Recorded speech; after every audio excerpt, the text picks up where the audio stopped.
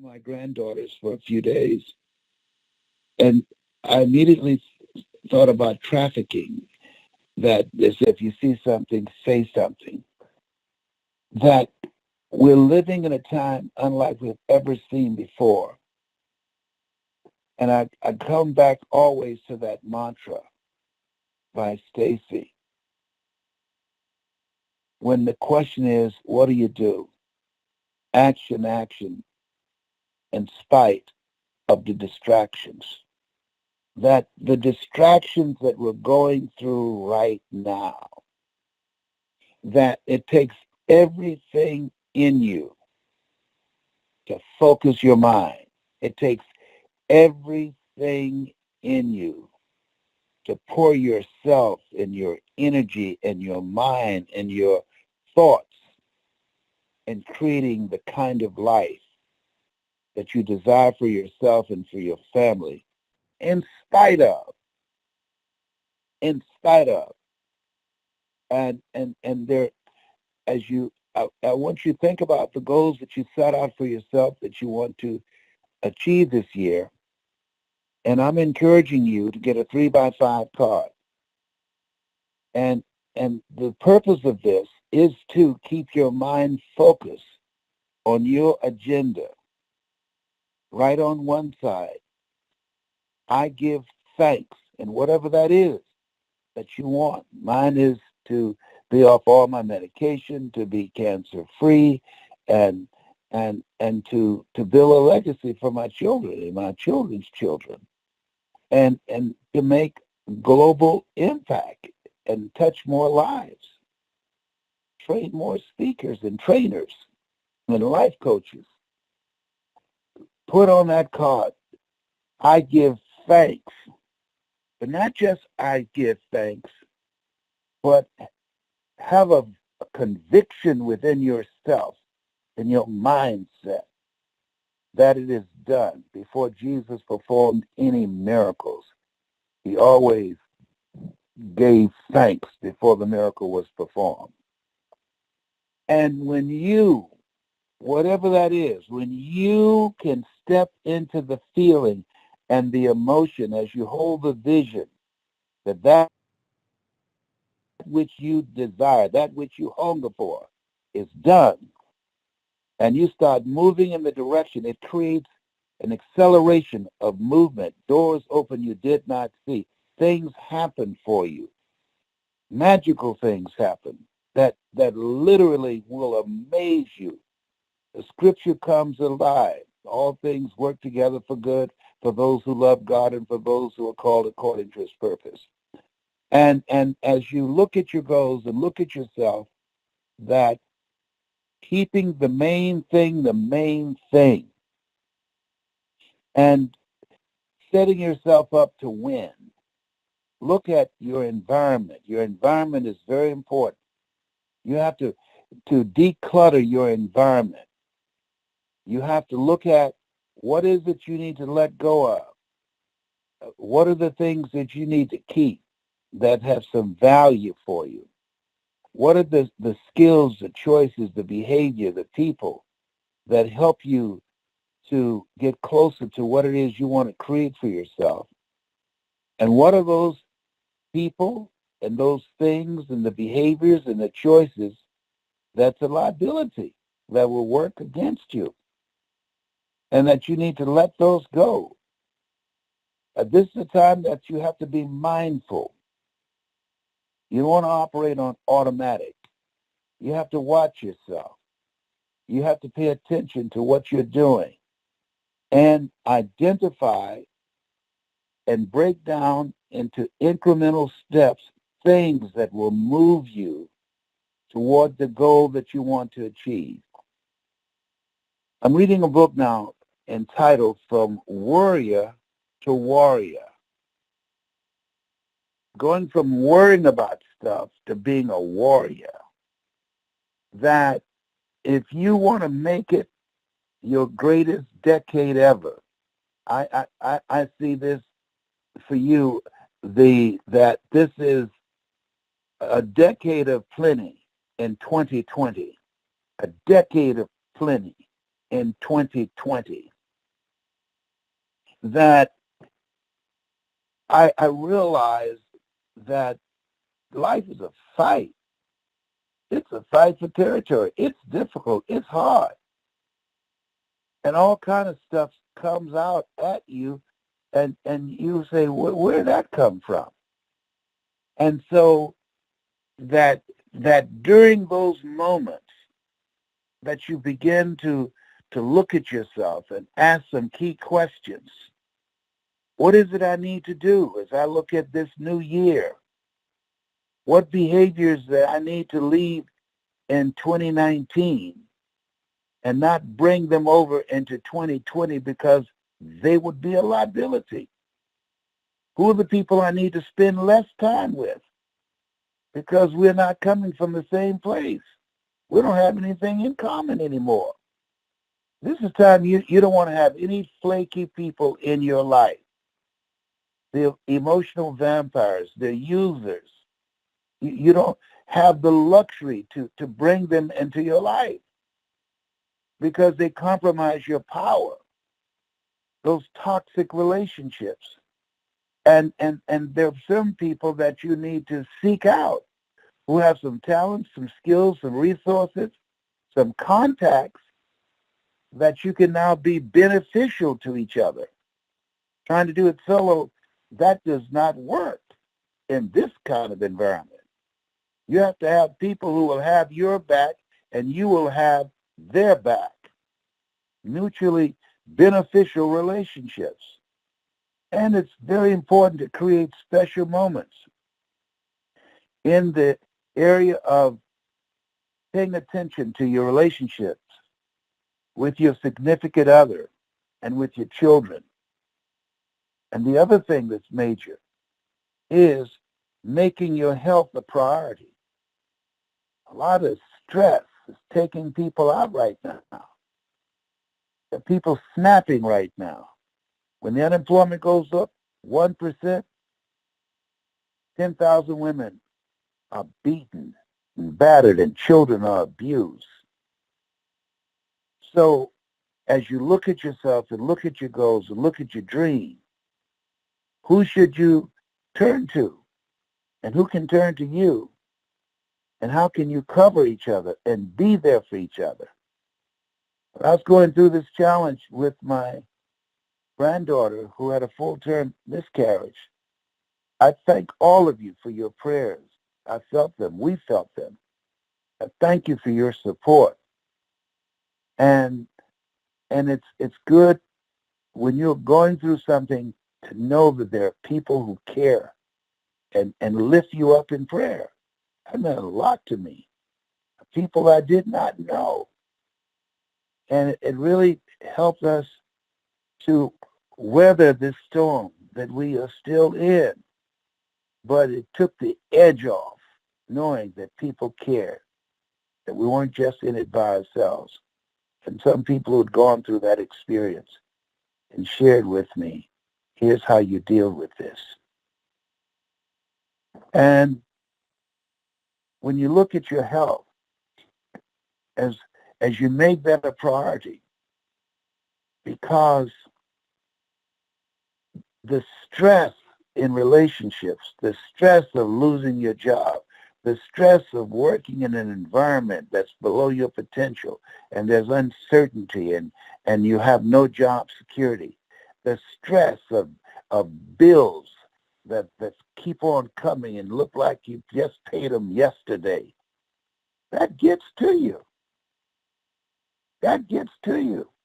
And we're living in a time, honest to God, it seems like time has picked up pace. It's faster. Things are happening faster now than ever before. And I know that just can't be me. Somebody else got to be feeling this other than me. And in the midst of this, having a ritual, a plan of action of how you take care of you. And that's one of the things that I had to learn the hard way, because there will always be stuff.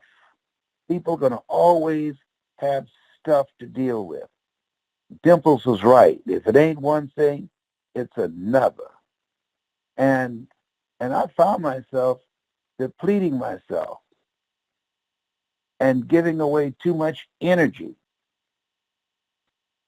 And I love what Iyala Von said when she said, give to yourself until your cup runneth over, and then give to others from the overflow. Give to yourself until your cup runneth over, and then give to others from the overflow. And so now I'm creating a ritual for my yoga, for my walking, for going to the gym, for getting involved in swimming, to take care of me. Because all this stuff that's coming my way, I remember when I was on my back from sciatica pain and pain from cancer, that stuff got dealt with or it didn't get dealt with. You got to make yourself a priority. And you have to start making choices that really, really, that represent a higher level of thinking for you, because this is a different time. And you have to look ahead. And as you look at yourself, look at your goals, focus on creating moments of peace. I have candles. I have incense. I have soft music. I read a variety of scriptures. I read the prophet, Vakahil Gibran. I read a variety of things. The Kabbalion. I read a variety of things to be centered mentally and emotionally and spiritually. And I like watching comedies, things that make me laugh. I like to see things that have me all jacked up and tense and scared out of my mind. I like to laugh and enjoy things. When I went to see the movie Harriet, I loved that movie. I felt good when I saw that movie. And so I like to watch things that inspire me. I'm finding some great messages online. There's a young man named William Hollis, and he has this speech that he's given called, I didn't come this far to come this far. It's bad. That's a bad young brother. And I'm so glad that when I reached out to him, that he was familiar with my work, and he talked about the impact that it had in his life. And so when we begin to look at now, with everything that's going on with the impeachment hearings, with everything that's going on with young people and violence and kids not feeling safe in school, and now they're going to school and they have drills of what if somebody comes in a school with a gun, that they just can't just focus on the learning. A little boy said yesterday, this is it, and took out a gun and started shooting, and somebody took him out. Young kid, this kind of mindset, because guns are too accessible. And so with this violent culture, and I read this study years ago that in cultures where violence, American television entered these cultures, and they had low rates of violence and killings, and the introduction of American television, violence in those countries that did not have television, it increased by 35%. We hear people say garbage in, garbage out. No, garbage in, garbage stays, and it shows up in behavior and attitude and the mindset, and it helps to create a culture.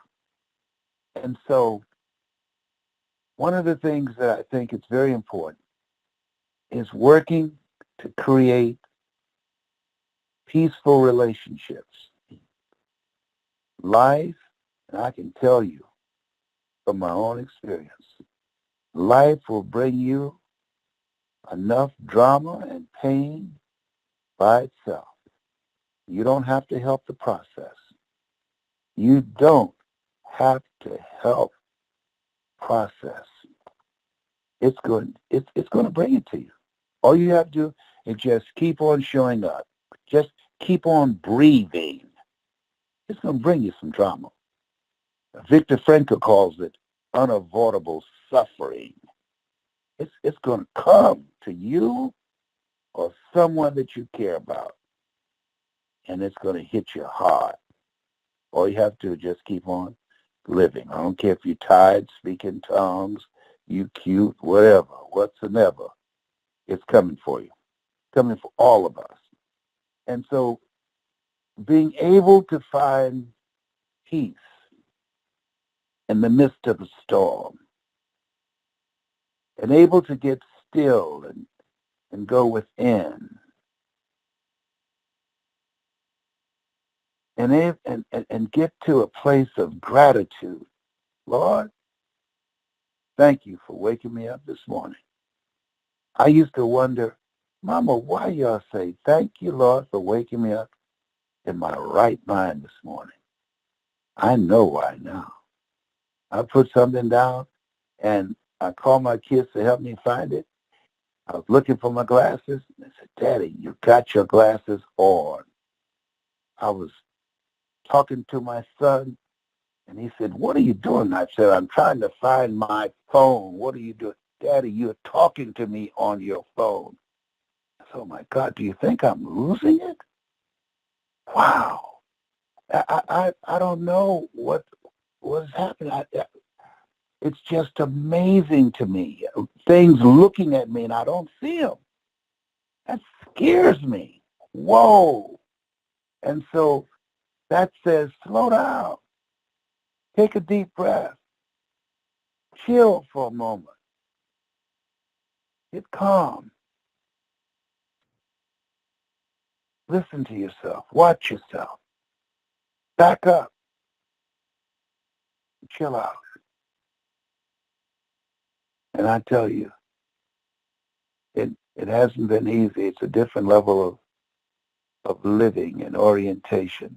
I'm accustomed to pushing myself and driving myself. But this is a new season. This is a new season to be thankful, a new season to be mindful, a new season to be grateful, a new season to think and to rethink your life. It's a new season to look around and thank God. Look behind and praise God. Look ahead and ask God to order your steps. A new season that's upon us that will bring out the next greatest version of ourselves. A time that we have to be vigilant. A time that we want to build strong relationships, deep relationships,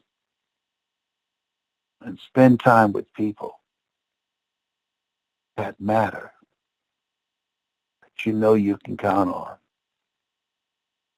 And if you don't have those relationships, build them. Family is not determined by bloodline. No, family is determined by what's in your heart. What's in your heart. You have something special. Remind yourself of that. Even if you don't have two pennies to rub together, remind yourself on that. Even if the relationship you thought you'd be in for the rest of your life, and the person who you love and they don't love you anymore, you have something special.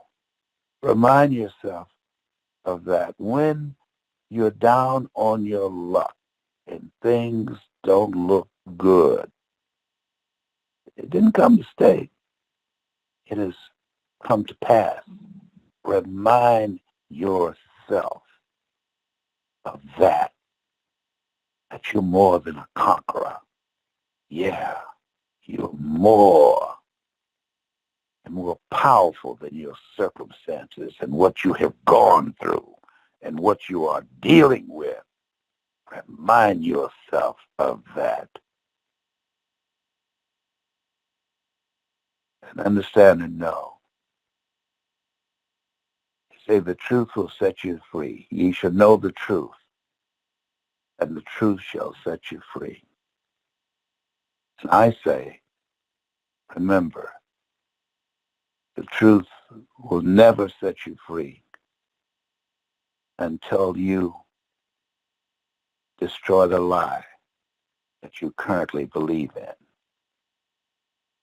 that's holding you hostage. Then and only then will you be liberated and unleash your greatness. That's my story. I'm sticking to it. Mr. Brown, Mr. Brown. Well, I tell you one thing. You might not be my bloodline, but you're my love line, Mr. Brown. Thank you for that message. And I know you're going to steal my line. Look, yes, I know you're going to use it, but I give you permission. Thank you. You are welcome, and thank you for reminding us about what's really important. How do you like that quote? How do you like that quote? I love that quote because I'm stealing it. Yeah. I'm using it tomorrow. Yes. That's a strong close until you defeat that lie that you've been telling. That's powerful right there. The truth can't set you free until you defeat the lie you've been telling yourself about yourself. That right there could change someone's life if they heard that message tonight. So Mr. Brown was live because it's the transformation of our mind and the renewing of our mind that will help us graduate to that next best version of who we're becoming. And to get these words from you tonight, it's timely. Les, you shared about loss. You shared about how to still put one foot in front of the other when life gets hard. You've been telling us these messages over and over again. And for such a time as this, it couldn't be more appropriate now because people are losing hope and they're losing the ability to cope. And you've given us some ways that we can learn how to do that and how to just stay focused on the blessing of waking up in our good mind, because I sure enough was looking for my phone yesterday and it was in my hand. I said, oh, Lord, it's too early. It's too early, Jesus. It's too early. Yes. Oh, my goodness. And I'm carrying on. Where is this phone? And I'm ready to turn on the alert on my Apple Watch. I'm like, where? And the thing was in my hand. Yes, I've done that. Looking for my glasses and have them on, you know. It's scary, girl. It's scary. But you know, this period where we are, here's what I know. If you go into an operating room in the middle of a surgery that's being performed, it looks like a murder that's taking place. But after a while, on the other side of those procedures, there's a healing that takes place. Yes. What I do believe, that sometimes you can get so caught up and so distracted by the darkness and the purveyors of evil and hatred that we forget many times that God is still in control. We forget many times we're stronger than this. We've gone through worse. We are the children of the ones who would not die. We've seen some stuff. When you think about James Weldon Johnson, stony the road we trod, bitter the chastening rod, felt in the days when hope unborn had died. Yet with a sudden beat have not our weary feet come to the place by which our fathers sighed. I was talking to a friend of mine today who just she spent some time in federal prison, and I said, "What was that experience like?" She said, "Les, I'm from Africa. I'm from Africa. That was nothing. I'm from Africa. That was nothing to me. I had time to think. I'm taking my life in another direction, but I'm from Africa." And she said that with a conviction that said, hey, I was not going to allow that to break my spirit. And what we have to do is realize that we have the power at the end of the day. There's a presence and there's a power in us that is stronger than anything that we're facing. And we have to remind ourselves of that. I remember when I went, I'm overcoming claustrophobia. And I don't like a closed MRI. I don't like them at all. And they want to give me something when I go in to sedate me because they know I don't like it. And I said, no, I don't want to take anything that's going to mess with my mind. I got to know what's going on. And so I remember that the second time I went, because they had to postpone it because I just said, I can't do this. Now, they have some open MRIs, but at this time, we're talking about, and this is like in 85, and I'd been diagnosed with prostate cancer. And so they brought me in a room, and the lady said, are you going to be all right? And I said, yes. So I said, can I hold a Bible in my hand? And they said, no, you can't hold anything in your hand. I said, okay. So they had me get up on the table, the little gown. And so I said to myself, I'm going to say the 23rd Psalm. So when they pushed me in and they closed the door, I had my eyes closed. And they did not tell me that there would be a thumping sound. And they just told me to keep my eyes closed. And all of a sudden I hear this thumping sound, and I see the top of the MRI. And I said, oh God, the Lord is my shepherd, the Lord is my shepherd. I couldn't even complete it. My heart was beating fast. They said, keep your hands at your side, sir. Please, sir. And I said, yes, yes, yes. They said, breathe deeply, sir. I said, yes. And then they turned the lights out. And I heard the lady close another door when she went out to go into the other room and for them to start the machine. Something happened. I've never told this before. Something happened. They were distracted. I don't know what happened, what distracted them, but something happened. And they didn't come back to open that door for me. I think maybe about an hour and a half.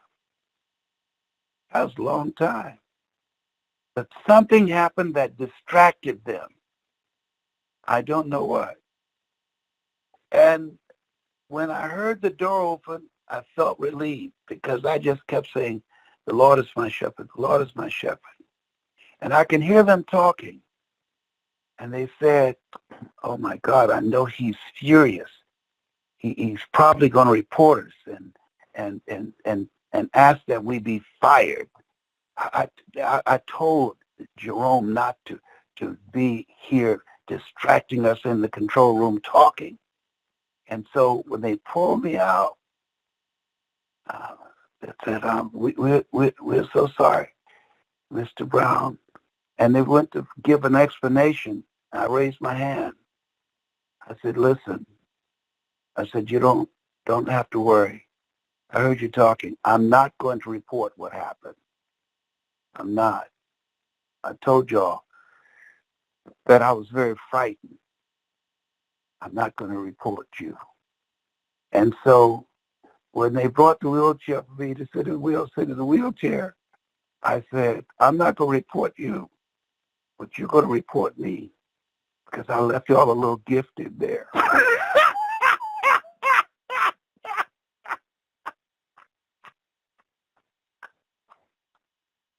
Oh, my God.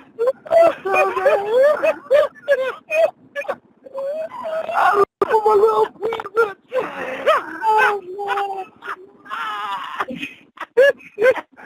And the next time I saw him standing, they had that machine on the side of the building.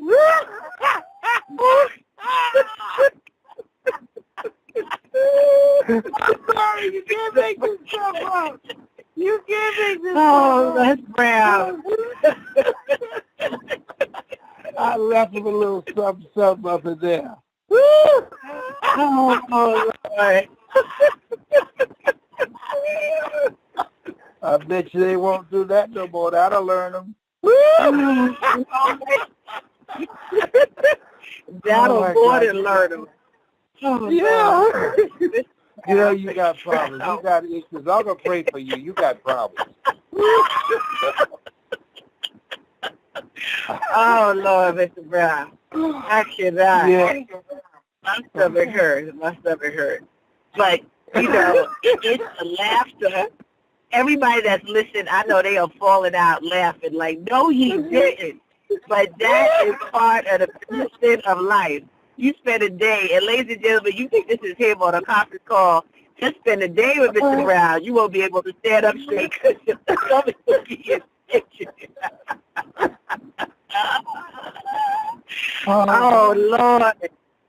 Just pray for him, y'all. Pray for him. He didn't take his best pray for him. Yeah. I want to hear their comments. I'll be listening. I want to hear their comments. Okay. All right. I love you. All right. I love you. Love you, Les. Okay, and ladies and gentlemen, Facebook at brown.les so you can find out about what's coming up with Mr. Brown and stay tuned with what he'll be doing in this 2020. So enjoy the rest of your night. Remember, action, despite the distraction. What does Mr. Brown tell us all the time? There's greatness in you. Yes, you. So go out there and make it happen and make this your best year yet. This is Dr. Stacy signing off. Have a blessed night. Bye-bye.